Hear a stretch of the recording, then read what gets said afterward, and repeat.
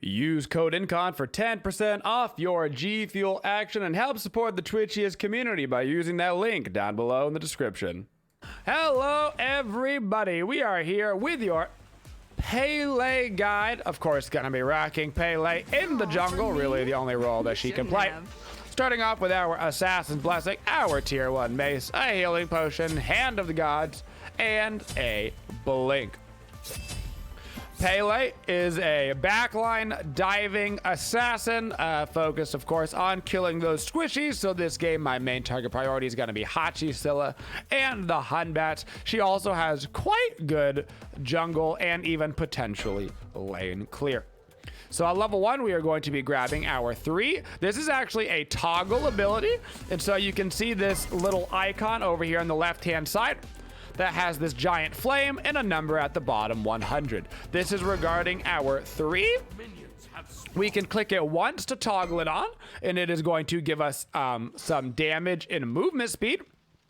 So we click it once, we get a little bit of damage around our character and 30% movement speed. But if we click it twice, we get the amplified damage and the amplified speed, but it's gonna double our fuel cost. So when we go to clear the speed buff, I'm gonna click my 3 twice, and it's gonna be really burning. You can see it burns right through that speed buff.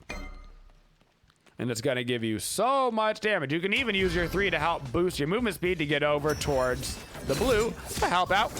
Go clear the blue buff for your solo laner so they can get to lane a little bit faster. This is the ability that we're gonna get at level 1, but it's actually the ability that we are going to level up last, which is not a probably not a super common thing that ends up happening, but we will be leveling up this ability last. It just happens to be really good at level 1 clear. At level 2, we're gonna get our 1. You will see the second part of our little icon on the board are 2 little flower petals, basically. These are referencing your 1 stacks. Your 1 stacks up to 2 times, so you can throw out your first ability potentially twice in a row. This is going to be a line-based damage ability that is going to hit enemies on the way out from the ability, doing damage. And if you watch on the ability, you can see that there's also a little bit of a backtrack on this ability. So you're gonna launch out, it's gonna do some damage, and then it is also going to do a return to your character, almost like a like an Izanami auto attack. It'll return to your character and it'll do a little return damage. So it can do damage on the way out and the way in. Literally, just think of it as an Izanami auto. And so your passive bar down here will show me that now I've got 1 of these up, and the other one is going to start channeling. So this number and this are related to my 3, so I can use my 3 to move around the jungle, try to get to camps faster. Those little flowers related to my 1 that show me that I can use it 0 times, 1 times, or 2 times. I'm gonna back up before my speed spawns, go get my tier 2 boots, of course, making our way into that warrior tabi. The ability that we got at level 3 is our 2. This is our CC ability here on Pele. It is a knock up around us. And this ability also changes when we put 3 points into it and when we put 5 points into it. So it's a little knock up around our character, but when we get 3 points in this ability, the area will expand and do some outer ring damage. And then it also does that again at the level 5 marker. We will be ranking up that ability second. We are going to rank up our 1 to max first because it has a lot of potential burst damage, and honestly it's also pretty good lane clear when we're running by to help out, especially for our mid laner. Our passive on Pele is pretty nice as well. When Pele drops below 50% health, her flame is set to light. What that means is that you are going to gain some increased physical power, lifesteal, and ability lifesteal. These are all separate things that are going to be happening. Your passive does have a 30-second cooldown. So a lot of passives in Smite are just like kind of on all the time or on like a threshold. But Pele's passive is considered so good that it does genuinely have a cooldown. So you only can proc this once every 30 seconds. And then you get 5 power plus 1 per level. You also get 40% life steal. You can see why this thing has a built-in cooldown on it. And then you also get 15% ability life steal. Once again, that procs when you are below 50% health, and it'll last for 4 seconds. That means that Pele is really good at diving into the backline, going very aggressive, because you'll get that proc when you get low, which will help you live through opportunities that other characters would not have been able to live through. Janice is ulting us over to the left lane. I'm going to go ahead and pop my 3 to get me a little bit more movement. Blink into this fight. Wait for that dash on Hachi. Now that he is dashed, I'm going to use my ultimate. Our ultimate on Pele is a giant dash forward. Within that giant dash forward, if we hit a target, we are going to do some good burst damage to them. Then our ultimate continues, and it is going to change the way that our auto attacks work. And it is going to give our auto attacks a giant cone on them. And so our next 3 autos will have this giant cone-based attack. So it'll do damage to the target, including that bonus cone damage, and then it'll do that damage out in a giant cone behind the target. Think Medusa 2, how you can hit the primary target with the 2 and then also do the cone splash backwards. Same concept with that Pele ultimate. Pele's auto attacks actually do 50% reduced damage in this form, but that's because they're also doing bonus damage. It's basically like a way of doing balancing that out a little bit. Also, there is a slow portion of this as well. You slow for 3 seconds when you hit the first god. So you don't slow people with your cone autos, but you do slow if you hit them with the initial dash of this ability. Keep in mind, this is also a CC immune ability. So if you need to break out of something, you can use it for that purpose as well. Or if you, to prevent like a mirror stun that's about to go on you, you can use it for that CC immunity. It is also a actual movement ability. So you can see right there how it's gonna pan out if I use it aggressively. And then if I hit the target with it, you can see that little cone that popped up behind him. And then it continues for the next 3 auto attacks. So our build focus for Pele is that she is both kind of an auto attack and ability based god. We definitely lean her more into ability than we do auto attack, but we will have a couple of like hybrid items along the way. So for our first item that we're going to be going towards, we are going to be getting a Crusher. Crusher is going to give all of our awesome abilities some extra damage, but it's also going to give us a little bit of attack speed. Now, as per usual, when buying Crusher, make sure that you don't need anti-heal. If I needed a bunch of anti-heal against this comp, then I wouldn't really have a choice but to get a Brawlers. But because I don't have to get a Brawlers this game, I can go the more damage efficient item, which is going to be Crusher. At the end of the day, when you need anti-heal, you need anti-heal. For our official Pele leveling order, we will be getting our ultimate whenever we can, because that's going to rank up the damage portion and the slow portion. We rank up our 1 to max because this is ×2 on that ability damage potentially with it built up. Plus it lets us finish off opponents at range. Then we're going to rank up our 2 in order to get the increased AoE effect. Finally, ranking up our 3. All our 3 is going to do is increase the amplified damage. It doesn't make us faster or anything. Should be able to dive this Cthulhu under tower. I think if I just wait a little bit.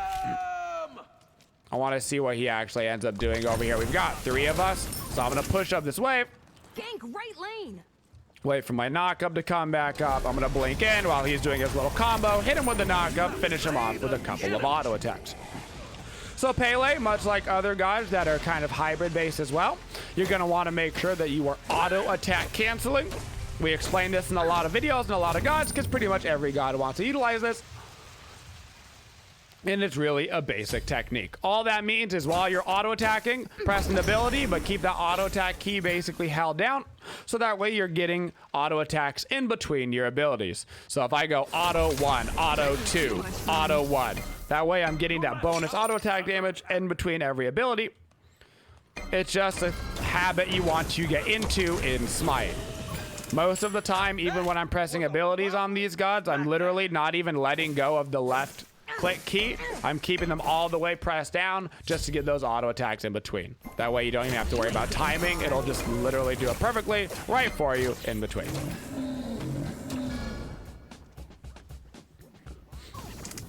As always in the jungle role, your primary focus is going to be on farming, making sure that you're getting all of this wonderful jungle farm down, then looking for ganks, particularly when your ultimate is up. Now, that doesn't mean that you can't gank when your ulti is down, but right now there's a Hachi over there. He knows that I'm here. He had the ward there. I'm not even so worried about it. I would rather just steal his purple camp, get that level 12, and now I'm right next to a Hunbat that I should be able to chase down right here. So I'm gonna ulti, auto attack, ulti, auto attack, ulti with my 1, boom. Then I got my 3, which gives me some bonus movement speed. It's gonna help me catch right up to that Athena.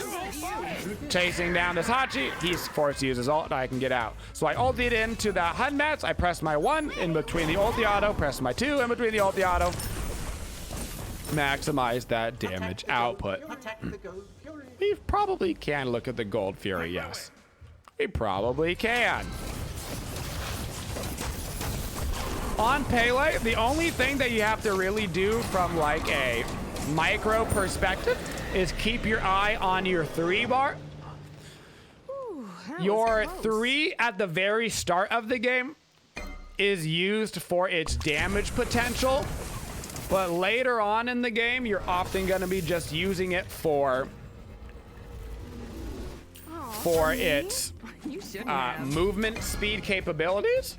And so more importantly than using this for the damage of this, you're going to want to use it to either 1, help you get to jungle camps faster and faster, thus increasing your farm time, giving you higher levels, or 2, using it to catch up to enemy gods as they're trying to get away. If you're using it too much for the damage portion, you're going to run out of gas, so to speak, and then you will not be able to catch up to the enemy. Remember, you get 30% movement speed for clicking it once, or 60% for clicking it twice. But if you click it twice, you're gonna run out of that fuel really quick. It's gonna burn through it. So now that we've got our Crusher done on Pele, our next major item that we are going to be looking towards is a Erendite. Erendite is gonna pair super well with our ultimate. Our ultimate is often a chasing ability or an initiation ability. If we get Erendite with it, we're gonna get that bonus movement speed on top of our basically movement speed that we're already getting. And so nobody is going to be able to run away from us. We're going to get the slow on it. We're going to get the movement speed from our 3, and then we're going to get the movement speed from our Erendite, and nobody will be able to run away from you on Pele. So we just made a play right there that you can't make on most gods. It's what makes Pele so special. I was really, really low on HP, but I still went super aggressively anyway into the fight, because I know that I've got my passive, and my passive giving me that 40% lifesteal plus that ability lifesteal means that I wasn't even actually that low, because I basically had like an Aussie proc, so to speak. Basically treat Pele passive like a 50% HP Aussie. That's really the way that you should probably think about it. They almost work in the same way. Now that we have finished our Erendite, of course, Erendite, for those that don't know, gives you a bunch of power, gives you cooldown, and then after you use your ultimate, it is going to help you chase down, targets, giving you an additional 30% movement speed while you're running down targets. Plus, it actually also gives you a little bit of extra damage as well. A little bit of aggro timing right there. So that's why we combine it with our ulti, plus our 3, bada bing, bada boom. For our 4th item, we're going to go a little bit hybrid. I'm going to get the sledge. The sledge is pretty much a good item on any assassin jungler right now. It is just extremely stat efficient. You're going to see the sledge picked up a lot in the solo lane and a lot in frontline assassin roles, you'll see somebody like Set pick up Sledge pretty much every game. Anybody that's just going to be diving into that backline. And it's because that it does give you damage on top of the fact that it gives you a bunch of defenses, and it's really not that expensive to buy. It is such a cost-efficient item. Imagine it kind of like old Blackthorn Hammer, where everybody bought Blackthorn Hammer because of just how good it was in so many varieties of situations, and it was so cheap. Exact same concept with the Sledge. You can always throw the Sledge in a build. It is never a bad item.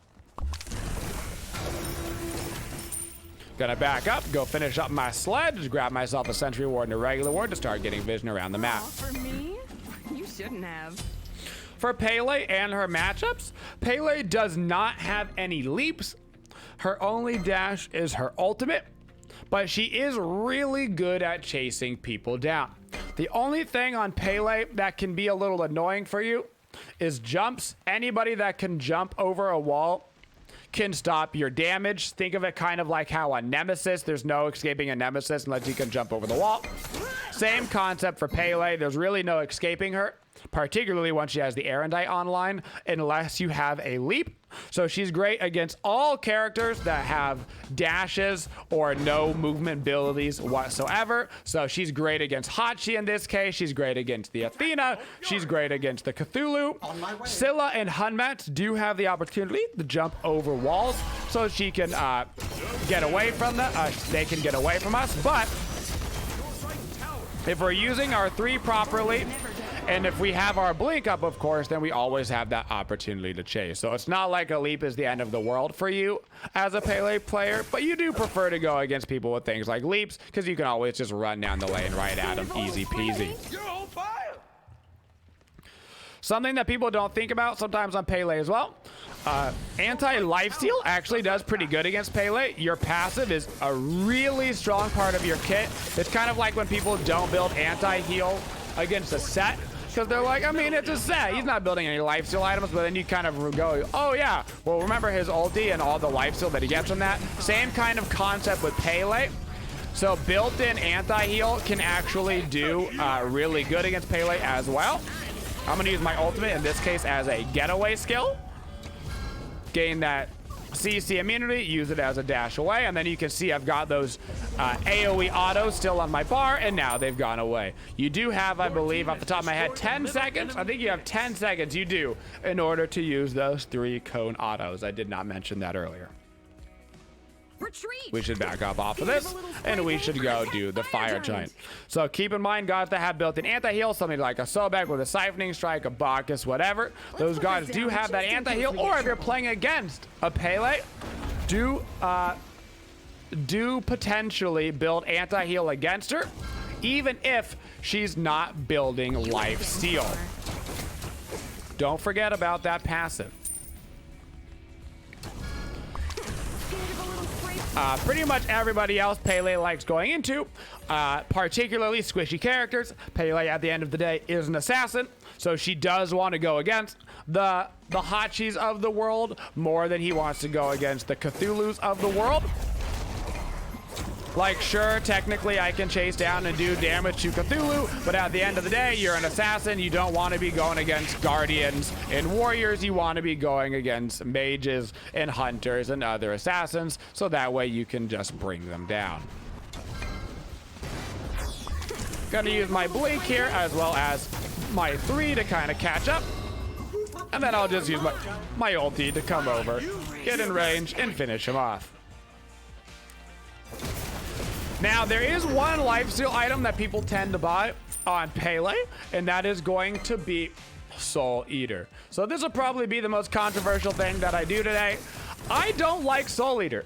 I genuinely, ever since it got nerfed, I just don't think it's a great item. Some people, even those that don't think Soul Eater is a great item, will still get the Soul Eater on Pele. I do not buy Soul Eater on Pele. I do happen to think that there is a great lifesteal item, though, on Pele, and that is Bloodforge. Bloodforge makes perfect sense on Pele. It gives you a bunch of power for all of your abilities. It also gives you that Bloodforge proc, That Bloodforge proc, you're diving deep into somebody's backline, right? After you dive deep into their backline, you're kind of stuck there. You're going for the kills. You get that Bloodforge proc. Now you've got the shield keeping you alive. Plus you get the extra movement speed from the Bloodforge passive on top of the bonus movement speed from your Erendite on top of the bonus movement speed from your 3. You are the fastest assassin in the West. Mercury, move aside. Pele is here. So I do recommend buying that Bloodforge in place of where you've been buying your Soul Leaders on Pele. Now at this point, we've got a pretty aggressive build, a little bit hybrid with the sledge, and you could even argue that Bloodforge itself is kind of a hybrid item. Attack right lane. So we're going to be finishing up with a little bit more defense. As always on our assassins, we love ourselves a good Mantle of Discord. That Mantle of Discord, once again, going to help us keep alive in that backline so we can get off more damage, and also help us out with some CC. Gank right lane. Cthulhu and Hunbats are too deep right now, so we should be able to rotate over to these guys and go ahead and just kind of put them down. I'm going to go ahead and use my ulti to chase out this Hunbats, then I'm going to turn around at the Cthulhu, just utilizing my auto attacks and my 1 to bring him down. I'm going to keep up my knock-up in case I need it here later in the fight. Mid Phoenix is about to respawn, so I want to be making my way over to that. I want to kill it right as it comes up. So I'm going to use my 3 to go ahead and get myself super far over here. It has spawned. There's minions in range. Bada bing, bada boom. The second we get that right Phoenix, we can head all the way over to left lane and grab the left Phoenix. Your standard ability combo on Pele that you've been seeing us use is if our ultimate is up, we just literally ulti right into somebody. Auto 1, auto 2, auto 1, auto. Easy combination. If our ultimate isn't up, we just use our 3 and then potentially our blink. We'll blink onto somebody, smash him with our knock-up, auto attack 1, auto attack 1. Remember that you can use that 1 potentially twice in these fights. So if I wanted to go in for a fight, I got to be actually a little bit careful because they've got the Hunbats there. But if I want to look at Athena, I go in, auto 2, auto boom. The 2 has a slight delay before it goes off.